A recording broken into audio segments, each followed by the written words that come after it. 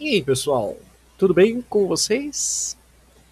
O tema de hoje é algo como é o discurso estúpido, ou estúpida, ou stupidix, ou whatever.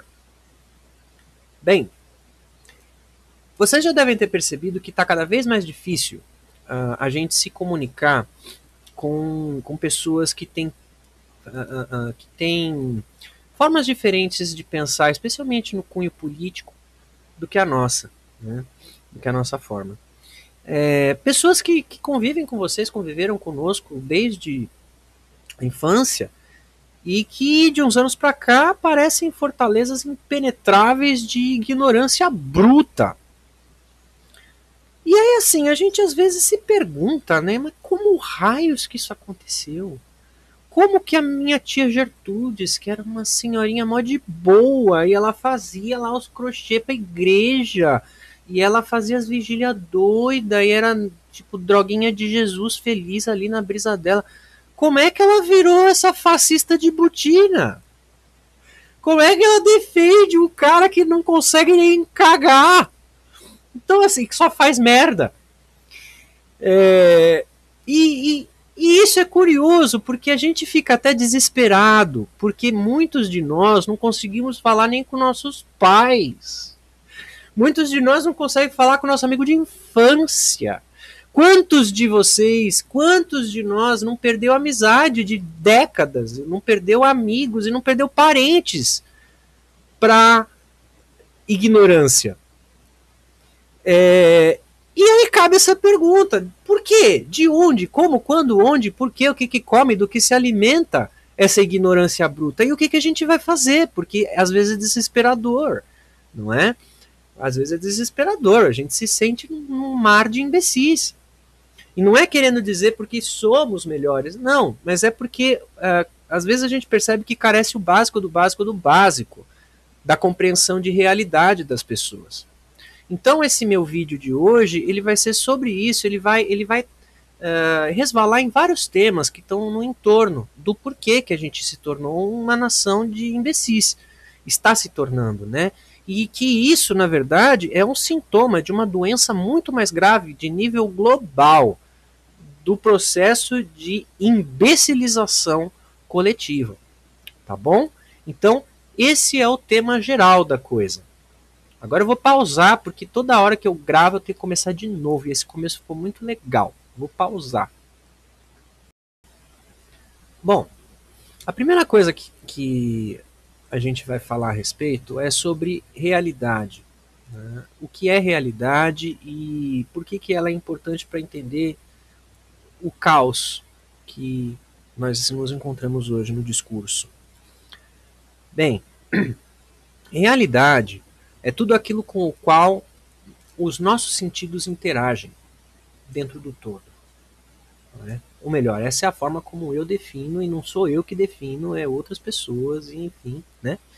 É uma das formas de se compreender o que é realidade é isso. É a forma como os nossos sentidos, todos os 5, 6, 7, 8, da forma como os nossos sentidos interpretam as coisas ao nosso redor. Pela recepção visual, tátil, enfim, sensorial, os caralho, dessa percepção, dessa interpretação do processo de racionalização e daí sim de compreensão sobre o real. Com isso, vamos trocar uma linguagem mais fácil? Realidade é uma coisa para todo mundo, mas cada um tem uma. Nossa, você falou que ia ficar mais fácil, está mais confuso? Não está confuso. Pensa que tudo que você pensa, tudo que você interpreta, as coisas que você significa na sua vida, que dá valor à sua vida, tudo é diferente de você para outra pessoa qualquer. Vocês podem ter coisas em comum, coisas que vocês concordam, mas a forma como vocês interpretam cada uma dessas coisas com certeza é diferente. Isso tem a ver com a linguagem que a gente tem, a forma como a gente se comunica e, de novo, a forma como nós interpretamos as coisas. Agora, eu vou falar um pouco sobre realidade e linguagem. Novamente, a realidade é tudo aquilo que a gente apreende, a gente interage com as coisas ao nosso redor. E aquilo passa a ser real para nós. Linguagem é a linguagem, no caso agora, a linguagem oral. A linguagem oral é a forma com a qual, ou a linguagem, enfim, né, o português, o russo, a linguagem é a forma com a qual nós vocalizamos a forma a forma qual nós interpretamos a realidade. Transformar isso em coisa mais fácil? Tá bom. Linguagem verbal, falar, conversar. Falar e conversar. A nossa linguagem, ela está diretamente relacionada à forma como a gente interpreta a realidade e projeta isso para fora. Qual é a importância desse conceito todo? Veja, a importância é que existem palavras que são de compreensão universal. Quando eu digo para você caixa de fósforo, isso aqui é um conceito universal. Você compreende esse conceito universal. Quando eu digo caixa de fósforo, mesmo sem mostrar, você sabe o que é. Você consegue imaginar. Não há muita dúvida, acho que não há muito dissenso, né? O que vai ter, acho que é a diferença da caixa de fósforo caixinha e aquela que é um pacotinho assim, né? Agora, existem outros conceitos que não são consensos universais, justamente por conta da forma como cada indivíduo observa esses conceitos dentro do plano de sua própria realidade. Traduzindo em miúdos, primeiro o level easy, depois um level mais hard. Vamos dizer o seguinte, eu pego, junto uma multidão de 100 pessoas, um microfone aqui, e eu grito uma palavra. Amor. E peço para todo mundo pensar naquela palavra e no que ela significa. Você pode ter certeza que cada um vai ter um pensamento diferente a respeito disso, dessa palavra. Só uma ressalva para quem estiver manjando o que eu estou falando, eu estou usando conceitos de linguística, semiótica e tal, tá? Só não estou usando as palavras do métier, porque a ideia é transformar essa minha linguagem em linguagem acessível, tá bom? Então, assim, quando eu grito, né, uma palavra que expressa um sentimento, amor, ódio, medo, né, cada indivíduo vai ter uma forma única de experimentar aquela palavra e adaptá-la à sua realidade, certo? Cada um tem para si o que é amor, cada um tem para si o que é ódio. Alguns não têm, que é a questão da psicopatia enquanto doença clínica, condição, né, condição clínica, a pessoa nasce psicopata. Então, e aí, portanto, é incapaz, enfim, de compreender essas palavras, essas ideias, esses signos. Então, assim, quando eu digo determinadas palavras, a forma como cada um interpreta é diferente de acordo com a forma pela qual a pessoa enxerga isso dentro da sua realidade, seja por experiência prévia, seja por ter lido, ouvido falar, estudado ou vivenciado a coisa, ou enfim, cada um tem uma forma diferente. Esse foi o level easy, hein? Vamos lá para um level hard, você pega uma multidão de gente e grita comunismo, capitalismo, anarquismo. Cada indivíduo vai ter uma forma diferente de enxergar esses conceitos. De novo, porque cada realidade em si é única. Cada realidade pode compartilhar coisas em comum com a realidade de outros indivíduos, mas ainda assim a experiência é única. Nós temos dois planos. O plano da consciência do coletivo, que pertence a um certo grupo de indivíduos com coisas em comum, tem uma forma em comum de compreensão da realidade. E temos o plano individual, onde cada indivíduo pega esse coletivo e daí cria uma própria interpretação que é mais permissiva aqui, é mais permissiva ali, para a interpretação da realidade, inserida de novo dentro do seu coletivo. Traduzindo em miúdos, cada um tem um jeito diferente de enxergar a realidade. Cada um tem um jeito diferente de enxergar a realidade. 2. A linguagem é a forma pela qual a gente tem de verbalizar a nossa compreensão sobre a realidade. 3. Cada um tem uma forma diferente de verbalizar a sua própria compreensão da realidade. E, 3.1, Cada indivíduo tem uma forma diferente de compreender a realidade como um todo, baseado nas suas experiências anteriores, na interação com os coleguinhas e uma outra caralhada de coisas. Tá certo?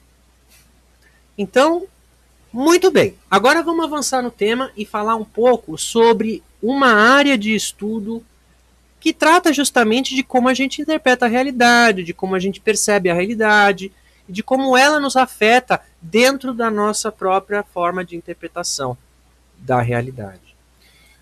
Nós vamos falar sobre psicanálise.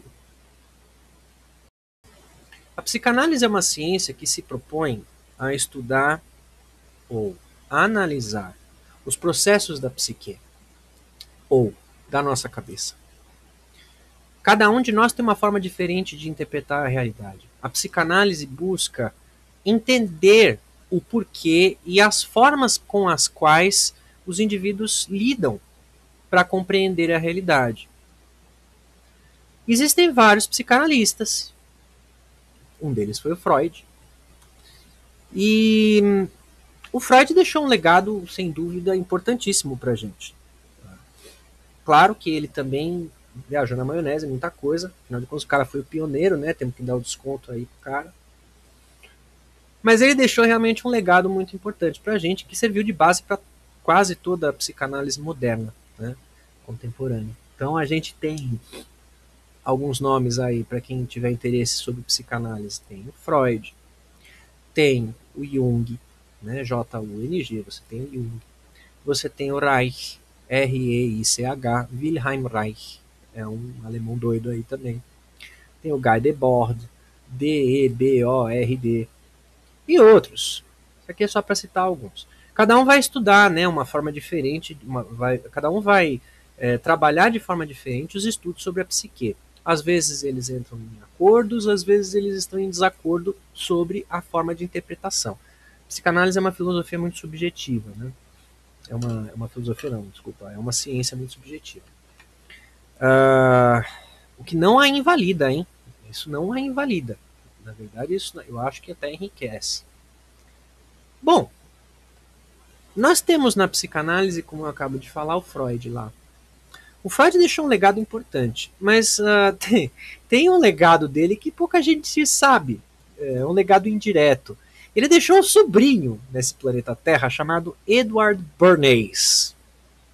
Você fala, e daí? Eu também tenho um sobrinho, foda-se. Edward Bernays, o que tem esse cara? O Edward Bernays, ele é o pai, assim como Freud é o pai da psicanálise moderna, enfim, da psicanálise como um todo, o Edward Bernays, ele é o pai de um conceito chamado propaganda. E agora a gente sai do nosso pudim e vai para o Bernays. Propaganda.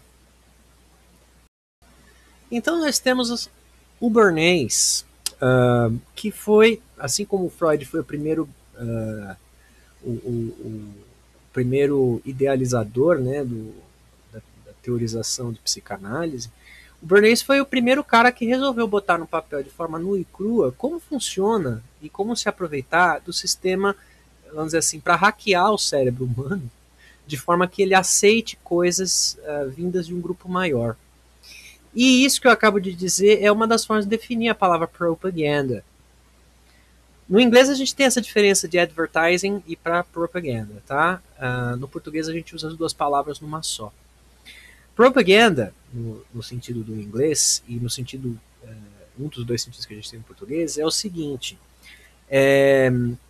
a forma que um grupo transmissor de informação tem para moldar o discurso de forma a criar consensos forjados de interpretação de realidade sobre aqueles que estão sujeitos à propaganda. Nossa, que confuso. Não é nada confuso. Vamos traduzir isso em imagens? Acho que o tipo de propaganda que vocês já devem conhecer, muito famosa, é aqui, né? Soviet Propaganda. Então aqui vocês têm vários cartazes da época da Guerra Fria. Que veja, eles têm uma coisa em comum, não é? Aliás, mais de uma. Mas uma das coisas é essa. Esse aqui não é da época, mas enfim, né? Aqui. Então você tem a imagem forte, transmitindo uma ideia. Você tem o texto que transmite uma ideia. Claro, para vocês não vai transmitir nada, porque é em russo, né? Mas deu para entender. Para aquele povo vai, né? Aqui, ó. Slava Voino Povie de Tielo. E aí, whatever. Então, isso tem um apelo. Isso é propaganda. Isso daqui é propaganda. Isso está dando um apelo. Quem cria é o governo soviético. E o apelo é: cidadão, vamos pelo país.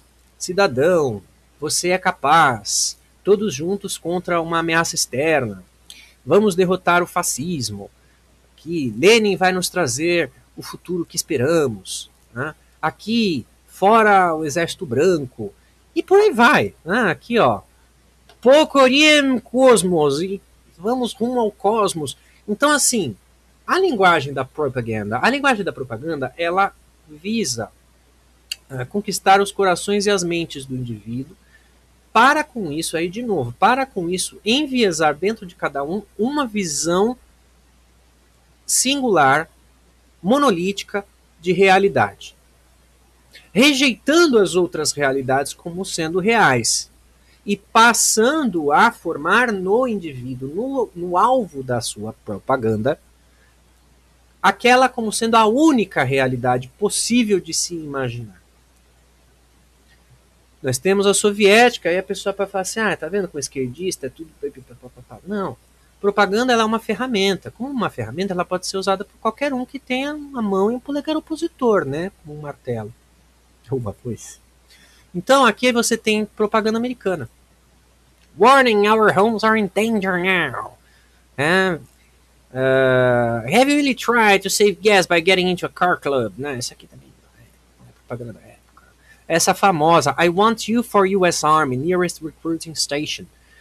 Our carelessness, their secret weapon, prevent forest fires. Bom, de novo, o que tem em comum aqui? É a imagem, é a linguagem. Isso visa transmitir para quem vê, quem absorve essa propaganda, alguns sinais, inimigos comuns, ou objetivos comuns, visa um grande senso de patriotismo, pelo menos dentro do que do idealizador da propaganda considera como sendo patriotismo. E, de novo, é muito importante, tudo que eu estou falando é aquilo que o idealizador considera, tá? Então, aquilo que o idealizador considera como grandioso, aquilo que como patriótico, e por aí vai. E, de novo, não é restrito a uma ideologia ou outra, isso é uma ferramenta. Qualquer ideologia usa, na verdade, essa estratégia, tá bom? A gente viu a americana, a gente viu a soviética, vamos ver a nazista? Nazi propaganda. E aí temos várias. Tomara que o YouTube não derrube, porque tem essas foices martelo aqui. Então, assim, ó, Nazi propaganda, all over and over. Você tem aqui propaganda nazista, de novo, um inimigo em comum, uma estética em comum. Quem é o inimigo aqui? No caso, é o judeu, né? Ela tem uma linguagem comum. E visa criar, naquele que absorve essa linguagem, uma narrativa única da construção da realidade. A nossa versus as outras. A nossa é a realidade, por assim dizer, com um A maiúsculo. Não há outra fora dela. Vamos sair daqui e ir para a nossa, falando em nossa, brasileira. Porque é óbvio, é uma ferramenta. De novo, acordem. Propaganda é uma ferramenta. Olha aí o Getúlio, que bonitinho. Compare isso daí com a foto do Stalin. Compare isso daí com um desenho do Stalin. Compara com o desenho do tio Sam. É a mesma coisa. Você tem aqui, no caso, vamos de novo. O que tem em comum entre as três que eu acabo de mostrar? As quatro. São estados, com E maiúsculo, que têm projetos. E, através da linguagem, eles transmitem os projetos idealizados para os indivíduos, e que com isso os indivíduos, assimilando essas propagandas, eles passam a enxergar a realidade que o Estado deseja que eles enxerguem. Não só o Estado, como organizações, né? Como você tem aqui o integralismo brasileiro, que é uma vergonha, E um dia vai ter um vídeo só sobre integralismo. Mas olha só, tá? Então, a propaganda, só para fechar o tópico, ela é uma realidade. E é uma das razões pelas quais a gente vive numa era de imbecis. Lembra, o original desse vídeo era justamente falar sobre isso, né? Como a gente está se tornando um país de imbecis, um planeta de imbecis. Uma das razões é que a propaganda ela está mais forte, mais agressiva e mais sutil do que nunca. Antigamente era fácil a gente reconhecer o que era propaganda política, porque ó, de olhar isso daqui hoje em dia, a gente entende que isso daqui é para transmitir uma imagem, uma ideia, uma ideologia por trás. Mesma coisa aqui, mesma coisa aqui. Hoje em dia, a coisa é muito diferente. E para entender um pouco sobre hoje em dia, a gente vai voltar para o Edward Bernays. Bom, cá estamos aqui no livrinho. Vamos descer só para o conteúdo, para vocês terem um pupurri do que ele trata. Organizando o caos, a nova propaganda, os novos propagandistas, a psicologia das relações públicas, negócios e o público, propaganda e liderança política, atividades femininas e propaganda, propaganda para a educação, propaganda nos serviços sociais, arte e ciência e a mecânica da propaganda. Eu não vou ler, obviamente, tudo aqui, vou deixar o link para quem quiser ver depois, mas eu só vou ler um trecho, tá? Um trecho ou outro para a gente ter uma ideia de que realmente não é teoria da conspiração, existe uma arquitetura por detrás da linguagem. É muito importante a gente passar com calma por esse ponto agora no nosso vídeo, por quê? Porque depois a gente vai ver em ação. Isso que o cara escreveu em 1920 e pouco, quando que é mesmo? 28? É 28. O que esse cara escreveu em 1928 está sendo aplicado atualmente no mundo, não só não só na época como atualmente, só que hoje em dia fica muito mais difícil de enxergar. E é uma das razões pela qual a sociedade está ficando cada vez mais imbecil. Vamos lá então. A manipulação consciente e inteligente dos hábitos de opiniões organizados das massas é um elemento importante na sociedade democrática. Aqueles que manipulam esse mecanismo invisível da sociedade constituem um governo invisível, o qual é o verdadeiro poder governante de nosso país. Nós somos governados, nossas mentes são moldadas, nossos gostos formados, nossas ideias sugeridas amplamente por homens que nunca ouvimos falar. Esse é o resultado lógico do caminho pelo qual nossa sociedade democrática é organizada. Números vastos de seres humanos devem cooperar dessa forma se eles se pretendem viver juntos como uma sociedade funcionalmente, uma sociedade funcionante, né? Nossos governantes invisíveis são, em várias vezes, não têm consciência, não têm ciência da identidade dos seus membros no gabinete interno. Eles nos governam pelas qualidades de sua liderança, pela habilidade de suprir ideias desejadas, necessitadas e por suas posições-chave na estrutura social. Seja qual a atitude que se escolhe para levar essa condição adiante, permanece um fato que, em quase todo ato de nossas vidas cotidianas, seja na esfera da política ou negócios, na nossa conduta social ou ética, nós somos dominados por um número relativamente pequeno de pessoas. Uma fração ínfima de nossos nossos 120 milhões da época de pessoas no mundo, que compreendem os processos mentais e padrões sociais das massas.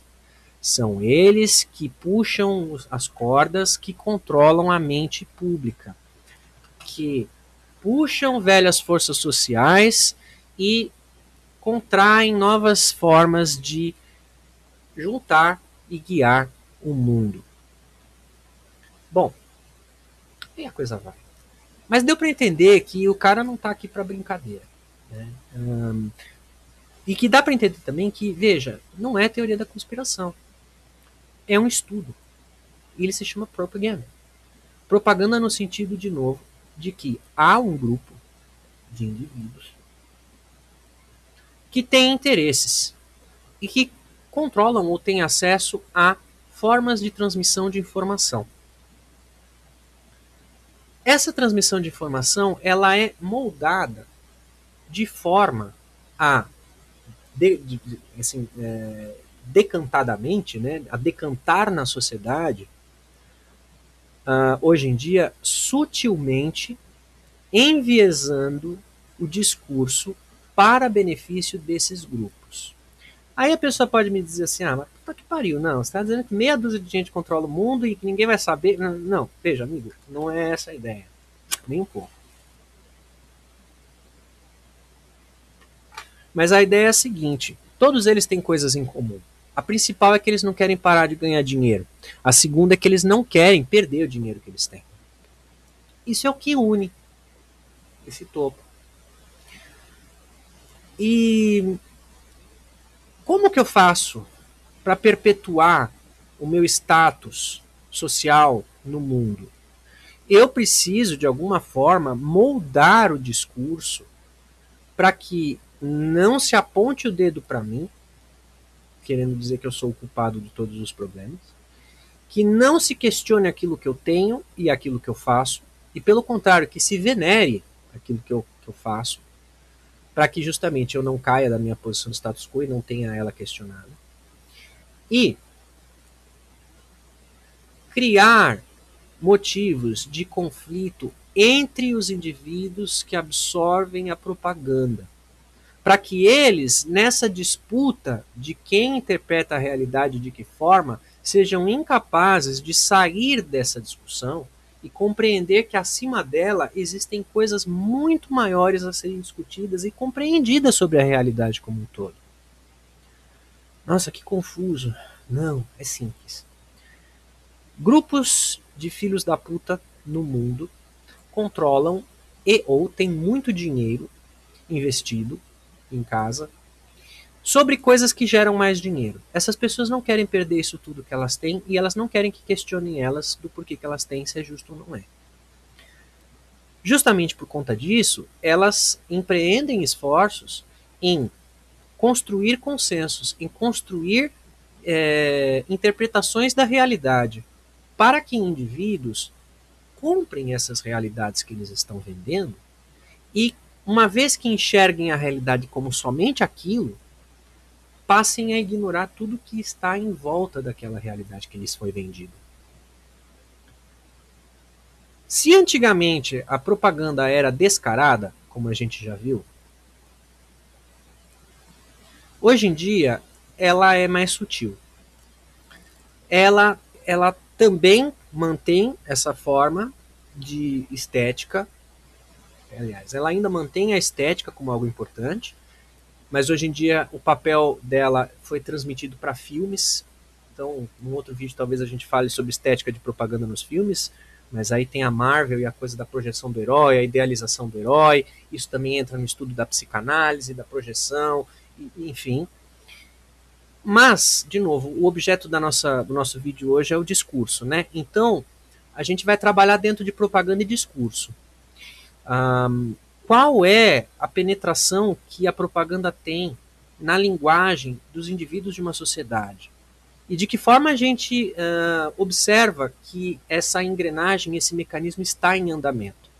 Para falar sobre isso, a gente vai dividir em dois momentos. O primeiro momento vai ser falar sobre a estrutura da propaganda contemporânea como um todo, com foco nos Estados Unidos, na mídia americana, e depois a gente vai ver como esse mesmo padrão se repete aqui no Brasil, com exemplos que vocês já devem estar vendo no spoilerzinho aí das abas, com exemplos bem reais do que a gente chama de jornalismo aqui.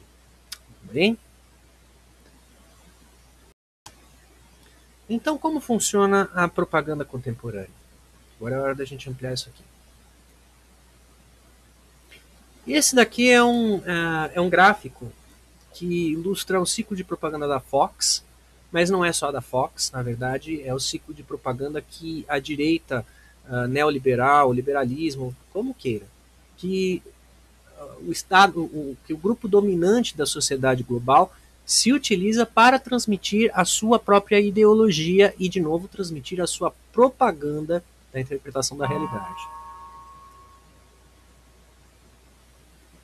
Vamos dar uma olhada no geral e depois a gente vai focar um por um. Não há ordem, não existe um primeiro aqui, então só por referência a gente vai pegar um e dizer é o primeiro, arbitrariamente, tá? Mas vamos analisá-los. Primeiro aqui, isolar os observadores, isolar os espectadores. Né? Falsas dicotomias, ad nauseam de mídia liberal e dissonância cognitiva. Agora a gente vai para o estudo e aí a gente vai fazer o comparativo. Ciclo de propaganda. E, bom, daqui para frente vocês vão reparar como a mídia americana, ou melhor, a mídia brasileira, muitas vezes é um espelho da mídia americana. Isso tem a ver com o nosso viralatismo, assim, nosso viralatismo cretino, né? Assim, do cachorro que tomba a lata, por isso vira-lata, ele vira a lata do lixo e come o pior que tem do lixo. Nós comemos o que há de pior da mídia americana, tá bom? Se você nunca teve contato com isso, prepare-se, porque você vai achar impressionante as semelhanças. Então, primeira coisa, a primeira tática que nós vamos observar é como a mídia se utiliza de expedientes para isolar os seus espectadores, ou melhor, isolar a interpretação de realidade dos seus espectadores com as outras realidades. A extrema esquerda está correndo à solta. Existem operações inteiras de mídia que existem unicamente para promover ideologia. Esta é uma má situação que está piorando. Primeiro painel. Segundo, seu mundo pelo Cavuto. Estará a mídia liberal ajudando a insuflar terror? Terceiro painel, enviesamento da mídia liberal? Questões sobre a cobertura da história de Benghazi. E último painel, como a internet está enganando você? Americanos são mais frequentemente apresentados com informações que são falsas, desinformativas e distorcidas ao extremo. Comentários de pontos de conversa, pontos de diálogo. Então veja, existe algo em comum entre esses quatro quadros. Eles estão de alguma forma tentando isolar o espectador do resto. E o resto aqui é a mídia liberal, é a extrema esquerda, é tudo aquilo que não se considera como sendo nós. Aí a gente tem, dentro ainda dessa estrutura aqui, falsas dicotomias.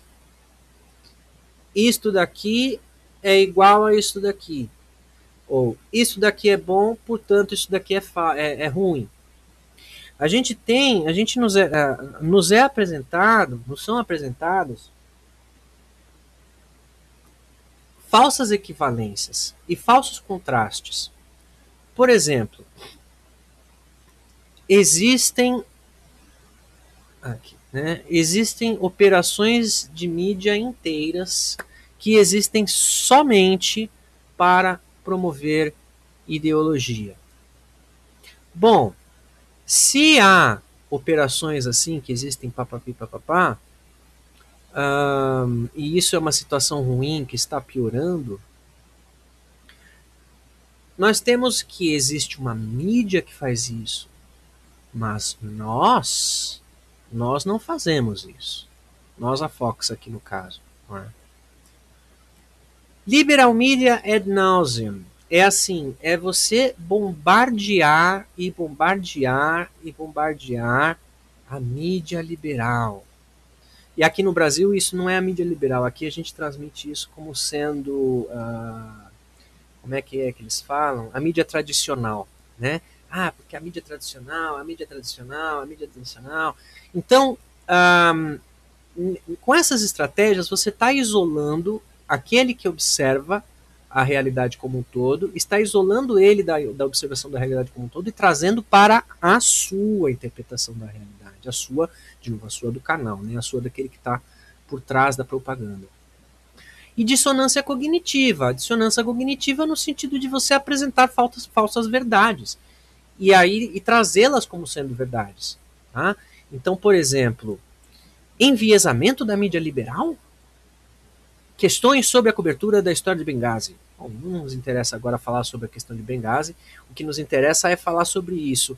Tem uma pergunta, tem uma interrogação aqui, vejam. Mas isso é realmente uma pergunta? Não é uma pergunta.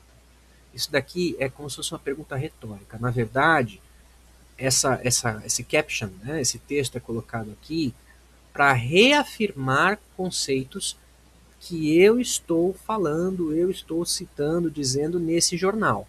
Eu, enquanto um desses dois aí, esse gordinho de óculos e cavanhaque ali do vídeo, da fotinha.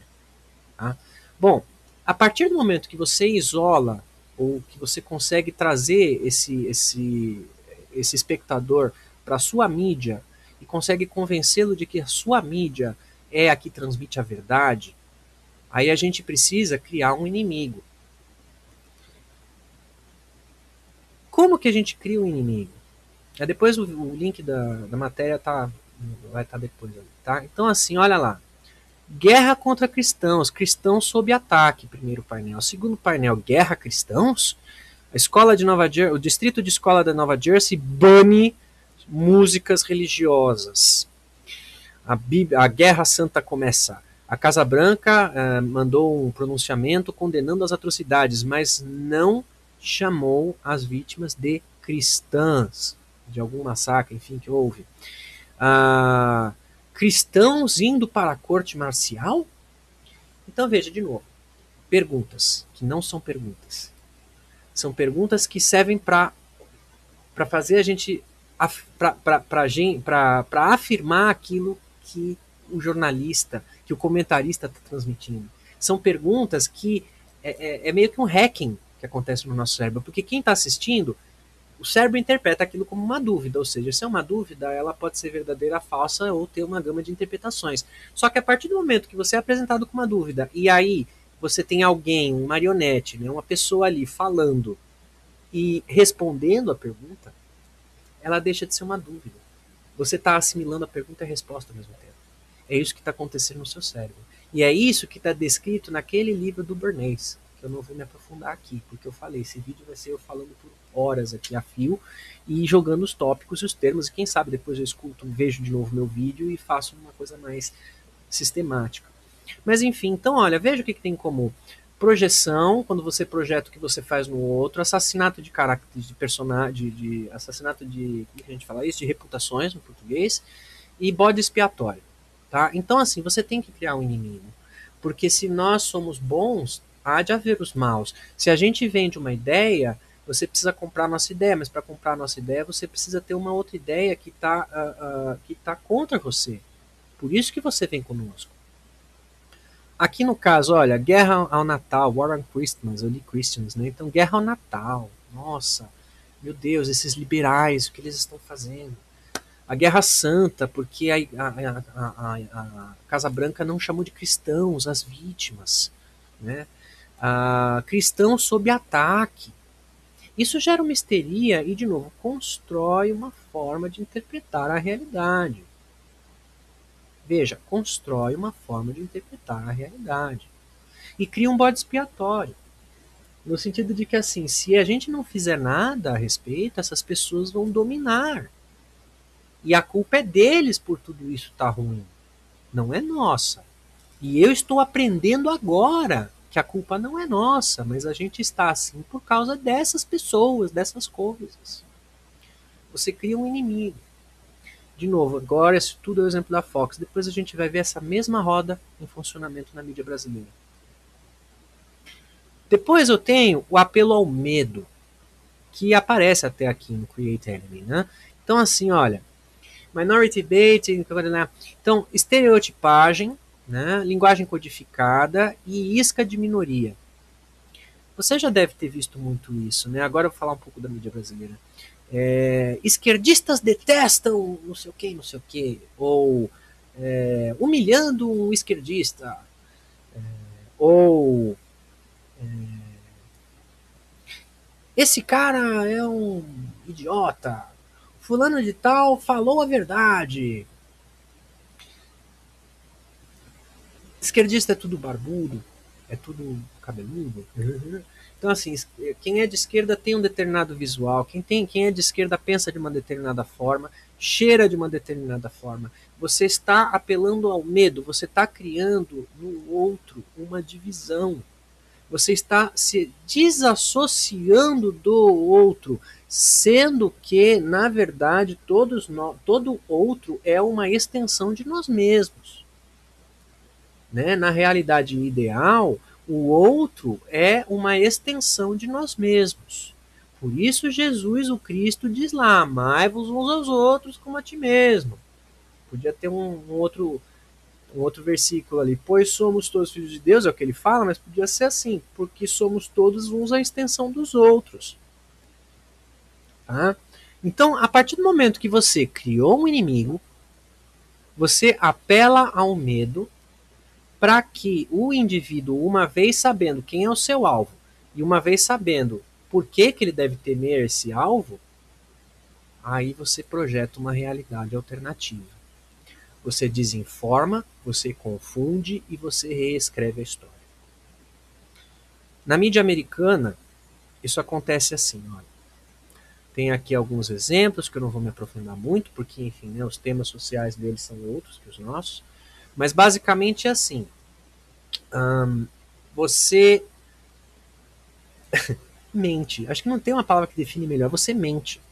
Você cria realidades paralelas à realidade observada dos fatos. É literalmente você olhar para o céu e falar o céu é laranja. E você vai falar tanto que o céu é laranja e todo mundo que está com você e recebe do mesmo patrão vai falar que o céu é laranja, que de repente as pessoas vão começar a se questionar se o céu realmente, se eles não estão realmente vendo errado. Porque está todo mundo dizendo. Você cria uma câmara de dissonância cognitiva. E isso vem da desinformação, isso vem da confusão e o último passo que é da reescrita da história. Tem muito mais para falar a respeito disso tudo no Brasil. Quem tiver interesse no estudo que está aqui, que eu estou mostrando, né, esse artigo aqui, eu vou colocar ele nos comentários. Tá? Ó, realidade alternativa, olha lá. A agenda da mudança climática não é mais um tópico quente, não é mais um tópico necessário de se explicar, de falar. Que aquecimento global, aqui irônico esse tiozinho. Ah, olha só, tá nevando. Então, que aquecimento global? Pelo amor do país, o Giuliani diz, o presidente dos Estados Unidos não ama a América. Islã ou não? Essa aqui é um trocadilho que não dá para traduzir muito bem, mas aqui o presidente vivenciou o Islã em 3 continentes e tal, querendo recriar a ideia de que, por exemplo, Obama seja islâmico ou tenha simpatia pelo islamismo. Enfim, tá vendo que existe algo em comum aqui? Existe o que é em comum, é desinformar. É criar uma realidade alternativa. Aliás, esse termo foi usado mesmo pelo Trump. É uma realidade alternativa, porque ela não é real. Ela não pertence ao plano empírico da realidade. Ela foi forjada, ela foi criada por um grupo muito, muito maior. Que não é um indivíduo, não é 100, não é 1000, não, assim, eu não sei nem se é 1 milhão, talvez seja mais. Mas é uma casta da sociedade que tem interesse em construir esse tipo de realidade para que o espectador, o ouvinte, de novo, interprete a realidade da forma qual eles estão querendo vender para interesses próprios. Muito bem. Então agora vamos falar. E daí? Isso tudo. E daí? Não sou psicanalista. E daí? E daí que a gente vai enxergar como isso funciona na realidade brasileira, no contexto do jornalismo brasileiro e como você, e de novo, por que a sua tia Gertrudes virou uma fascista de bota. A gente vai entender o link disso tudo. Vamos lá então. A gente já falou sobre psicanálise, a gente já falou sobre formas de interpretar a realidade, a gente já falou sobre como o discurso é moldado de forma a transmitir o que a gente interpreta sobre a realidade. E a gente viu, por último, que propaganda é a forma com a qual se molda a linguagem, ou melhor, a forma com a qual se molda a assimilação da realidade por parte dos indivíduos, a fim de eles transmitirem pela sua linguagem a sua própria forma de interpretação da realidade como sendo a única realidade possível. A gente viu tudo isso acontecendo nos Estados Unidos e agora a gente vai entender um pouco do Brasil. Mas ainda antes de sair dos Estados Unidos, a gente vai falar de uma personalidade que morou e mora ainda há muito tempo lá nos Estados Unidos, que se chama Olavo de Carvalho. O vídeo não é sobre ele, mas se existe alguém que entendeu muito bem o conceito de propaganda, foi o Olavo. Ele não é o pioneiro, tá? Ele não é o único. Existem dezenas, centenas, arrisco dizer milhares de outros indivíduos antes dele, inclusive hoje em dia, que operam com a distorção da realidade, a dissonância cognitiva, e pipipi, popopó, para vender a sua própria interpretação de realidade com base em interesses próprios ou de um coletivo. Vamos rever, eu tenho um negócio para mostrar, mas antes vamos rever isso aqui rapidinho. Eu vou passar um por um para você ter tempo de ver enquanto eu falo. Isolar os espectadores com falsas dicotomias, ad nauseam, repetição ao infinito de mídia liberal e dissonância cognitiva. Depois a gente cria um inimigo usando de projeção, usando de assassinato de reputação e bodes expiatórios dos problemas que a gente vive. A gente vai apelar ao medo usando iscas para as minorias ficarem bravas, vai usar linguagem codificada, que aqueles que estão sacando o que a gente está dizendo vão sacar o que a gente está dizendo, e estereotipização, que todos os esquerdistas isso ou aquilo, ou todos os X são Y. Depois do apelo ao medo, a gente vai ter o fomento, a criação da realidade alternativa. Vai desinformar, vai confundir, vai reescrever a história. Quer ver isso tudo em prática? Aqui. Eu vou dar um minutinho para você ver, tá? E quem não estiver vendo, eu vou falar o que está escrito. Esse aqui é o site da Terça Livre, do Alan dos Santos, que é um discípulo do Olavo de Carvalho. Já começa de cara com uma imagem assim, olha, velha imprensa. A gente falou mesmo da mídia liberal, né? E a gente vai falar da mídia daqui no Brasil, é a velha imprensa, é a grande imprensa. Olha lá a linguagem, é a mesma. Bom, a velha imprensa chama bandido de suspeito, são acusados de pagar propina em troca de dinheiro de transmissões, distorcem os fatos, manipulam as palavras. Mas o Terça Livre chama bandido de bandido, nunca recebeu dinheiro ilícito, é financiado por seus assinantes, fiel aos fatos, fala a linguagem do povo. De que lado você está? Seja um assinante, ajude o Terça Livre, papapá. Vamos de novo na rodinha? Olha, e essa rodinha ela zerou aqui. Por quê, né? Isola, dizendo que vocês são únicos. Repete que a mídia, a velha imprensa aqui no caso, ela é ruim, ela é má, ela é demoníaca. Cria dissonância cognitiva, fazendo a pessoa questionar a sua própria realidade. Depois cria um inimigo. Olha lá, o inimigo são a velha imprensa, são aqueles que chamam bandido de suspeito, são aqueles que distorcem os fatos, são aqueles, mas eles todos não somos nós. Eles são eles. Projeção. Assassinato de personagem de reputação, aqui no caso a reputação assassinada é da velha imprensa. E o bode expiatório, né, de novo, porque é por causa deles que nós somos desse jeito. E de que lado você está? Aqui, de novo, estereotipização, que a velha imprensa faz tudo isso, é um estereótipo. Você tá forjando na cabeça do indivíduo que essa é a realidade, certo? Uma linguagem codificada. A linguagem codificada é quando a gente tem uma mesma expressão sendo usada, né? Esse, por exemplo, linguagem do povo, a língua do povo, né? Porque o presidente fala a língua do povo, tá? Acusados de pagar propina, distorcem os fatos. A esquerda, a velha imprensa, fazem isso. Apelo ao meio. E por último, a realidade alternativa. Bom, a realidade alternativa, se fosse resumir, é esse quadro inteiro, né? A imagem inteira do banner aqui do site, para quem está vendo. Né? Ó, de novo, vou ampliar aqui. Ó. Tá vendo? Isso tudo aqui resume a realidade paralela, porque isso aqui é uma realidade paralela. Você está criando inimigos, você está isolando os espectadores, você está apelando ao medo deles e você está forjando uma realidade alternativa. Como se não bastasse, essa aqui foi só a entrada. Vamos ver as matérias, né? Máquina pública no Brasil tem fase inédita de enxugamento. Olha só, o governo é bom. Bolsonaro critica fundão. Nossa, o Bolsonaro ele é foda. Riscos, grupo na Califórnia de contestação de eleição americana. Olha que curioso de novo, como a gente copia os Estados Unidos, a gente e eles, né? Olha como essa mídia de propaganda, a máquina da propaganda copia a americana. Não é à toa, depois a gente vai falar, porque elas são uma só, na verdade.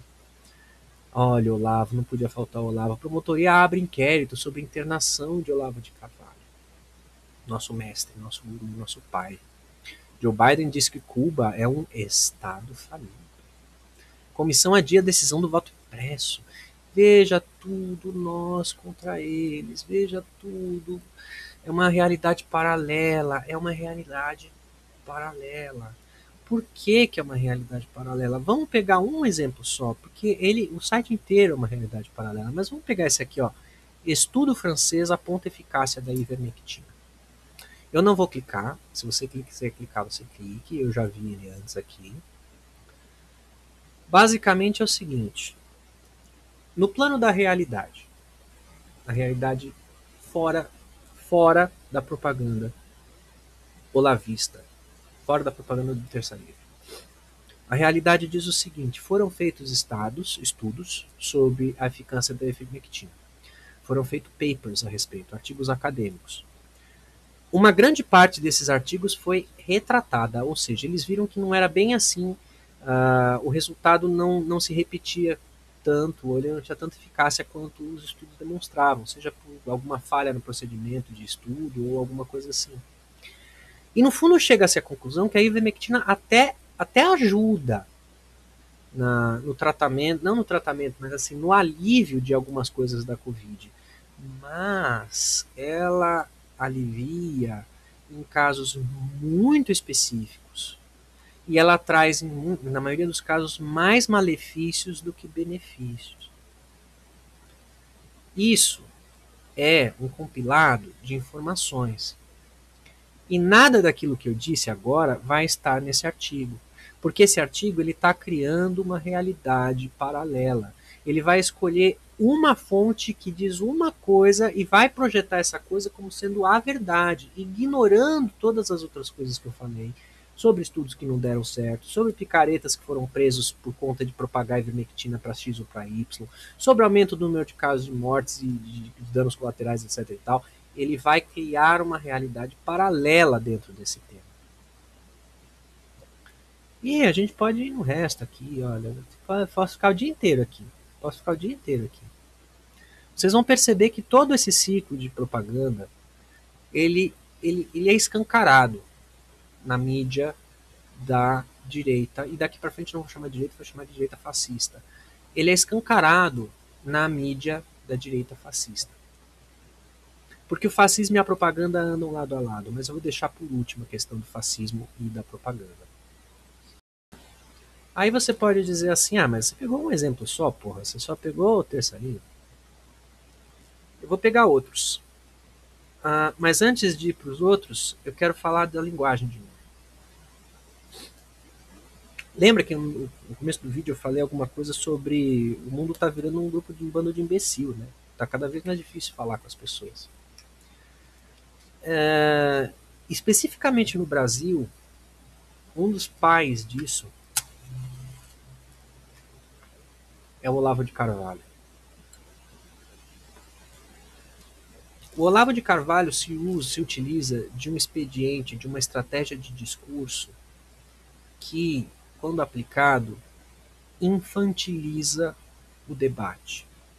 O que quer dizer isso? Vamos pensar numa criança debatendo? Ela vai apelar muito a construções argumentativas simples. Vai apelar muito a cadeias lógicas simples. Ela vai apelar a expletivos, ela vai apelar a palavrão. Vai falar muito palavrão. E ela vai buscar chamar a atenção para si no discurso.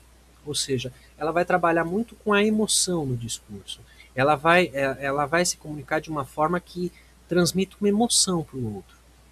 Isso a criança faz inconscientemente, tá? Em até certo ponto ela é inconsciente. Ela faz isso porque é o processo de formação da nossa individualidade comunicativa, da nossa linguagem. O que acontece é que o Olavo explora isso de um nível assim que eu diria que chega perto da perfeição, porque ele conseguiu fazer com que um país inteiro se tornasse uma nação de imbecis. Pela infantilização coletiva do discurso. Vamos ver alguns exemplos de infantilização do discurso? Vamos começar com esse cara aqui. Eu não vou falar nada sobre ele por enquanto, eu só vou ler as chamadas de alguns dos vídeos que eu estou botando na tela, tá? Adrilles. Rachadinha não é roubo, mas é crime. Adrilles e a rachadinha, a explicação final.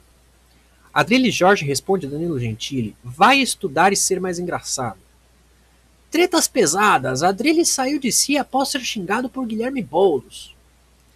Adrilles e Samidana tretaram muito pesado no Pânico. Você tá doido? Joyce se irrita com pergunta de Adrilles. E por aí vai. Ah, mais uma aqui. Adrilles. Amiga de Paulo Gustavo flagrada em festa é hipócrita.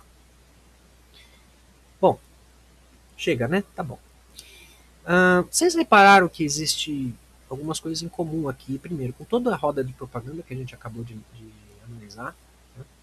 Então você tem ali desqualificação, você tem projeção, você tem um assassinato de reputação, tá lá ele falando que a outra é uma hipócrita e etc e tal. Você tem falsas dicotomias, não é? Por exemplo, rachadinha não é roubo, mas é crime. Não, espera um pouquinho. Desculpa, rachadinha, que é o peculato é roubo. A partir do momento que você desvia dinheiro público, você está roubando. Tá? Não vou entrar no mérito do que é peculato direito, porque não é o objetivo do vídeo, mas assim, vai pesquisar o que é peculato, depois vê e tal. Mas a ideia é a seguinte, amigo, não é uma dicotomia, isso daqui não é sim ou não, isso daqui não, é fato, rachadinha, peculato é roubo e crime. Mas da forma como ele constrói a narrativa nesse vídeo, quem quiser vai ver, a forma como ele constrói, se utilizando de expedientes mentirosos, de recursos narrativos, de recursos discursivos tendenciosos, ele enviesa o debate de forma a criar essa dicotomia falsa, de forma a criar essa falsa dúvida ou essa falsa verdade. Bom, mas você pode dizer assim, eu não acho que esteja sendo infantilizado assim.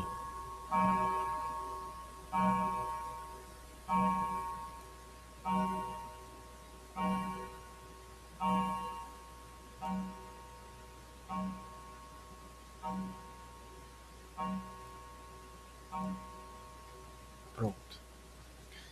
Agora a gente vai ver a infantilização por outro aluno do Olavo, que atinge assim o seu grau máximo de excelência. Esse cara aqui. Quantos aqui não conhecem ele? Quem ele é o Rodrigo Constantino. Esse vídeo não é um dossiê sobre ele, é só uma apresentação da linguagem que ele utiliza. Vamos lá, nomes dos vídeos. Quem mandou matar Bolsonaro? Grau de inversão da imprensa chega ao cúmulo do absurdo. Esquerdistas, por que vocês não vão todos para Cuba que eles pariu? É lamentável confundir divergências políticas e desejar o pior para Bolsonaro. Estão abusando do discurso em nome da ciência para fazer politicagem. Se não fosse manobra do relator, voto auditável teria sido enterrado hoje. E por aí vai. Guga Chakra faz equivalência bizarra entre Lula e Bolsonaro. Bom, para quem nunca viu um vídeo do Rodrigo Constantino, vai ver. Ele trabalha, ele opera nessa organização de discurso. Desmerecer, criticar, diminuir. E quando não verbalmente, ou seja, quando ele não diz coisas que fazem isso, ele caricaturiza por expressões faciais, fazendo careta, jogando o corpo para trás, dando risada, fazendo assim, descreditando uma visão oposta à dele. dentro dos debates, entre aspas, aqui, dentro dos debates das coisas que eles fazem nesses vídeos na Jovem Pan. Por último, e aí agora a gente vai ver o que é interessante, o que é um ex-aluno do Olavo, né? Alguém que compreendeu a forma narrativa, a estrutura narrativa do mestre Olavo, mas que deixou de fazer parte tão descaradamente dessa linguagem, como esses dois rapazes que a gente acaba de ver. Esse aí é o Felipe Moura Brasil. Então eu não vou falar os nomes dos vídeos, quem quiser veja aqui no vídeo. E o Felipe Moura Brasil é um cara que eu diria que aprendeu a lição de casa. Ele aprendeu a estrutura olavista de linguagem, de comunicação, e ele utiliza para benefício próprio e para um benefício menos canalha. Veja que não estou dizendo que não seja, estou dizendo que é menos canalha do que os objetivos da propaganda que o olavismo nas figuras do Adrilles, do Rodrigo e de tantos outros aí propaga. Mas, de novo, veja os títulos, depois vai ver os vídeos se você tiver interesse. É a mesma estrutura desse ciclo que está aqui nessa imagem. É a mesma. É a mesma. Isola espectadores, cria um inimigo, dá um apelo ao medo e depois cria uma realidade alternativa. É a mesma estrutura. Ad nauseam. Ad eterno. Para sempre. Até causar enjoo. Bom, tem um último que até me dói o coração mostrar esse cara aqui, ó. Bernardo Küster. Ele representa uma outra faceta, né, que é o, vamos dizer assim, o bruto culto. Né? Ele também é aluno do Olavo. E vocês vão ver pelos títulos que, de novo, ele reproduz toda essa estrutura. Toda ela. Tá? Conexão KGB, tudo que você precisa saber sobre o voto auditável. Loucura, bispo da Confederação Nacional de Bispos do Brasil declara guerra a Bolsonaro. Joe Biden fracasso total em 2 meses. O fim da liberdade com Eduardo Bolsonaro. Lula livre. A ameaça é maior do que você imagina. Agora é a hora. Como acabar com a tirania? E aí você tem foto de 4 pessoas que são tudo menos tiranos. São tudo de ruim, inclusive, né? O Dória e o Eduardo Leite. Mas aí, de novo, veja como está sendo construída uma forma de interpretação da realidade, porque no fundo o objetivo desse vídeo é esse, né? Ajudar você que está assistindo e quem quiser mais assistir a enxergar que existe um padrão. Isso tudo existe método, não é de graça, não é à toa. Aliás, tudo é tudo menos de graça, porque essa galera ganha uma grana fodida. Existe uma orquestragem por detrás disso tudo. E no caso do Brasil é mais caricato ainda porque essa orquestração ela é literalmente tracejável. Você consegue ir até o topo dela. O topo dela é o Olavo de Carvalho.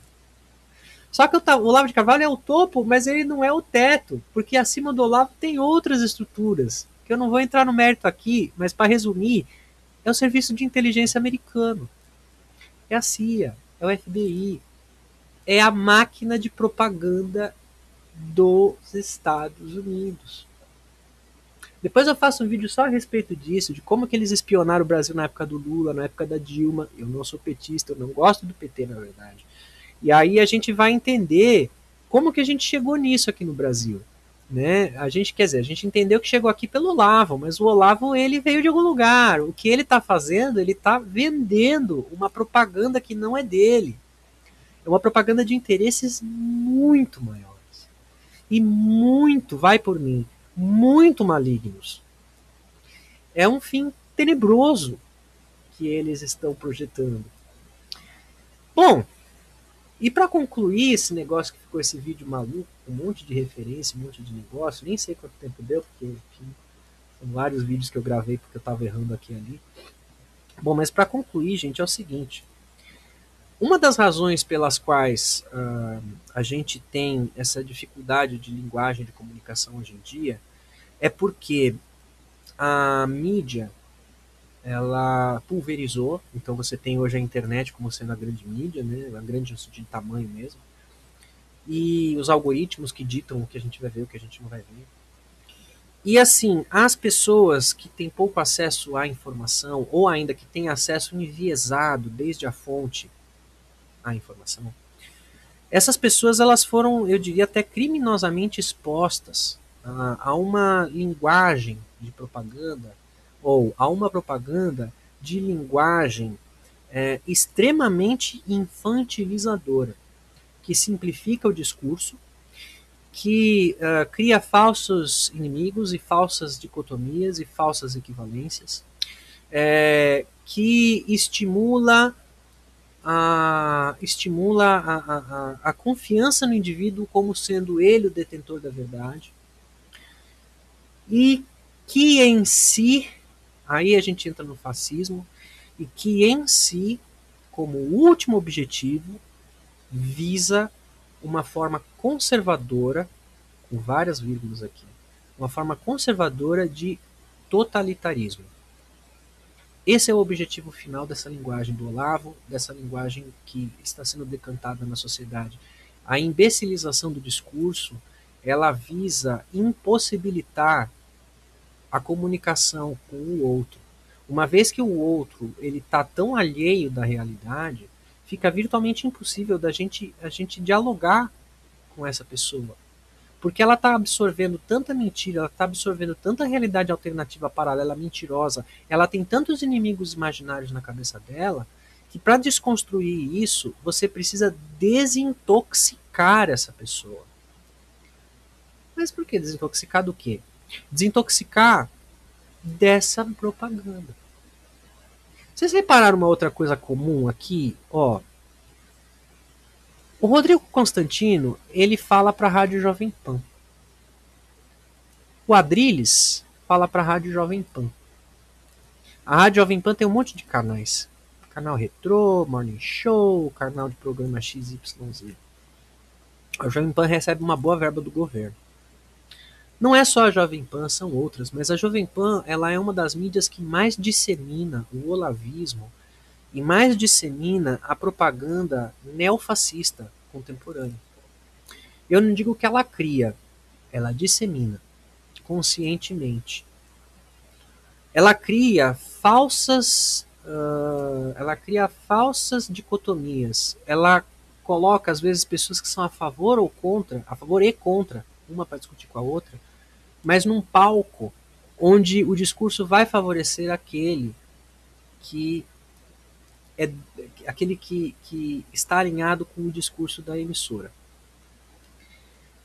Daria para fazer vídeos e vídeos e vídeos a respeito disso, mas fica aqui o resumo. Se você duvida, vai assistir alguns dos vídeos do Morning Show. Essa imbecilização da sociedade, para resumir e para finalizar, gente, ela tem inúmeras razões. Dentro da psicanálise, a gente tem várias formas de explicar ou de compreender, de racionalizar o porquê que a gente está assim. Existem transferências que ocorrem, existem neuroses, existem recalques que a sociedade carrega, indivíduos da sociedade carregam, e aí esses indivíduos projetam, enfim, é também tema para outros vídeos. Mas no que nos tange aqui, existem formas de linguagem que estão empobrecendo o discurso. E essas formas de linguagem empobrecendo o discurso, elas são propositais. Elas estão sendo feitas por um grupo ou grupos exclusivos de indivíduos no mundo. Não é só aqui. A gente está importando essa forma de linguagem e essa forma de linguagem está colando na sociedade porque ela tem uma linguagem fácil, de novo, porque é como se fosse uma criança. Ela utiliza recursos infantis, ela descredita o outro, ela chama de burro, de babaca, de imbecil. E o que é perigoso disso é que quanto mais indivíduos estiverem infantilizados no seu discurso, mais difícil vai ser a gente ter uma nação de adultos. Quanto mais indivíduos forem idiotizados na linguagem, menos capacidade uma nação tem de ser independente em si própria. Porque uma vez tendo um coletivo idiota, um coletivo imbecil, um coletivo infantilizado, é muito mais fácil para definir quem são os adultos da sala. Então é isso, ficou esse vídeo confuso. Espero que você que assistiu tenha tido paciência de ver até agora, tenha gostado, curte, bota lá o sininho, sei lá o que, porque eu não sou youtuber, né? Eu só faço essas coisas de vez em quando. E mais pra frente a gente vai desdobrar alguns dos temas que foram tratados aqui. Por último, fiquem com esta bela pessoa que resume bem o que a gente falou aqui. Tá bom?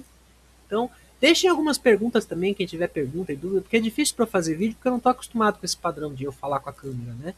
Eu estou mais acostumado a responder perguntas. Então, quando eu tenho uma pauta, um eixo, eu consigo navegar melhor no diálogo, tá bom? Então é isso, gente. Falou para vocês, obrigado. Quem não gostou também, obrigado, porque se você viu ou não viu, o YouTube bota vocês bota no vídeo nos algoritmos, tá bom? Tchau, tchau.